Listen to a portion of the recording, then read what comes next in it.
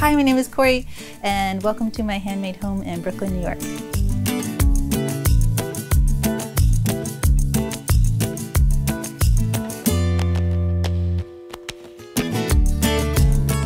I have been making since I was a very young kid. Currently, it's paper plants, which you'll see around the house, paper mache objects for the home like vases and lamps and trays. And then also I've been doing sewing, so I've been making lots of pants, trousers. I only said trousers because every time I say pants, someone from the UK is like, gross, it's trousers. My grandmother taught me how to sew and make quilts, and I also used to make lots of drawings, portraits. You know, on road trips, my brother and I would sit in the back seat and he would read Hardy Boys, and I would sit there with a yellow ruled notepad and just draw and draw and draw and draw. So it's always been my passion. This place, I moved in 10 years ago, and so some things are exactly the same as they were 10 years ago, but adding different things has just happened gradually. Sometimes just because I just follow my nose and I get excited about a different technique or skill that I want to learn, and it's hard for me to part with things, and so I'm like, well, if I move this little bit, I'll just shove this new thing right here and work out. Working with paper was something that I picked up from my day job. One of the projects I had to do many years ago was make a life-size baby giraffe out of craft paper, you know, the brown paper. And I was like, oh, this is like a cool medium. You know, it never occurred to me before. This is a cool medium to make sculpture with because it's inexpensive and it's ubiquitous and it's easy. So this living room here, it doesn't get any direct light, so I can't have any houseplants in the living room. And I really wanted a fiddly fig, which everybody you know was crazy about fiddly figs, you probably remember. So I made one from paper, and it was just sort of an addictive process, and just kept making more. And then, yeah, that's how it happened. You know, my methods for making the paper plants have evolved over time. So this one is like a little more cartoony, but yeah, this is the beginning. The first few were a little more stylized, and then just by doing a bunch of them, I started to see that they were becoming slightly more realistic looking. This we have ornamental yam, the begonia, and a pitcher plant. Paper, of course. Cordyline, that one's called. It's smaller. I think the real one is a bigger experience. This is a pilea, a begonia. I love begonias. You'll see lots of begonias in the apartment. This is a Shiraz Maple, which changes color throughout the season, and then has a moment when it is pink. I don't know if it's quite this hot pink, but with paper you get to take a little liberties, so I've captured it at that moment in time, so that's kind of fun. Mother Nature's just like always giving us inspiration, so I think I'll probably never run out of things to make with the paper plants, especially begonias. I really like begonias. Epimedium, paper oxalis, and a cloche. That is just an IKEA cloche, but I painted the base. Oh, here's my book. Handmade Houseplants. Came out 2018, but it's available wherever books are sold.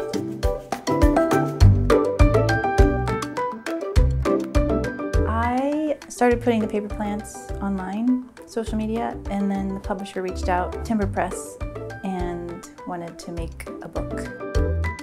I really enjoyed it. Really, you know, some of the plants before the process, you know, I had already made them, and then in the process of making the book, I had to invent new ones. And so from here, we're about 15 minutes to the Brooklyn Botanic Garden. So it's like one of my favorite haunts to go and find real inspiration in real life.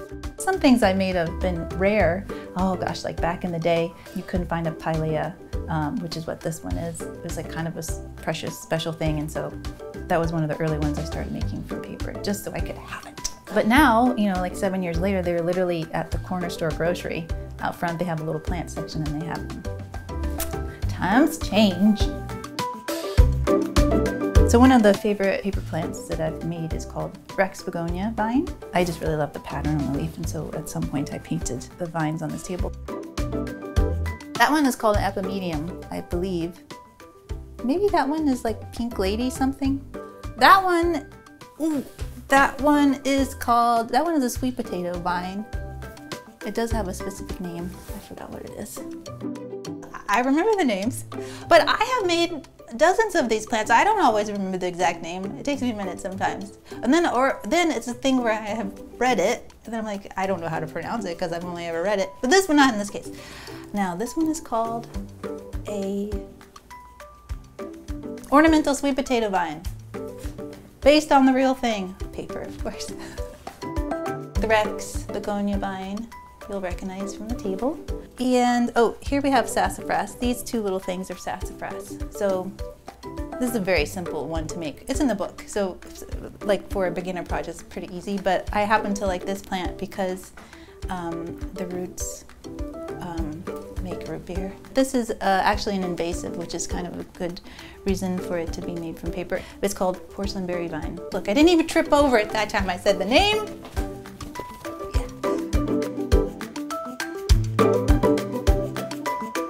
Tapioca and another sweet potato vine. And these are some paper mushrooms. These were in Better Homes and Gardens. Paper mache tray. Okay, so a bunch of years ago, I don't know, maybe 10, I did a project for my job and I made some paper mache cactus. And it was really fun. And I thought, oh, I like this, but I wanted less like sculptural things and more objects for my home. So the first thing I made was a tray. Just a simple cardboard tray that I covered with layers of newspaper and glue and then painted it with acrylic paint, going on like 7, 8 years ago. So she's hanging in there. This is called Solar Eclipse Plant. Yes, this one I actually made using a Silhouette Cameo machine. You know, it's like kind of like an old school printer. It goes in and then it cuts it. So made the files and then cut it on the machine this time just because it has this like serrated edge. Paint and gel pen. And a lamp I made, again, out of paper mache. Pendant lamp, another paper mache project. Oh, and this frame, no surprise, is another paper mache project.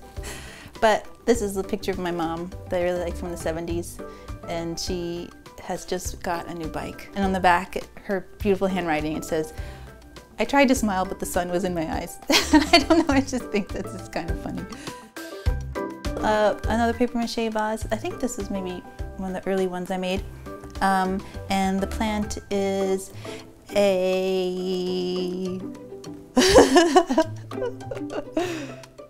I have it. It's a drink. It's a cocktail with mint. Julep. No. Mojito! This is an elephant ear mojito. Okay, so this one exists in a big urn at the Brooklyn Botanic Garden. So this is an instance where I literally walked past the real thing and I was like, look at those splatters, look how magical, and I had to make it. And this is the same invasive porcelain berry vine that I also, you know, stuck in the hallway. She's just creeping around. She keeps invading everywhere. This one is kind of fun because I made it specifically so that if I wanted to do a floral arrangement, nothing's going to get ruined. So that works out well. Actually, this one is the same, made to have just a 3-inch cylinder inside.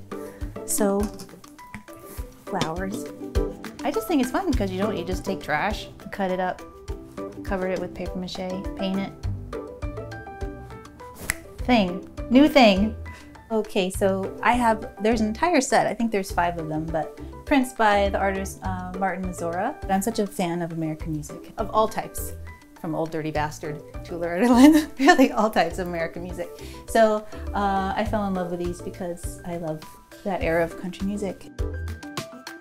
Probably my proudest thing, and it's just because it's sentimental and it's also not just the object, but the process of making that is when Ryan and I first started dating, we decided to make cigar box guitars together.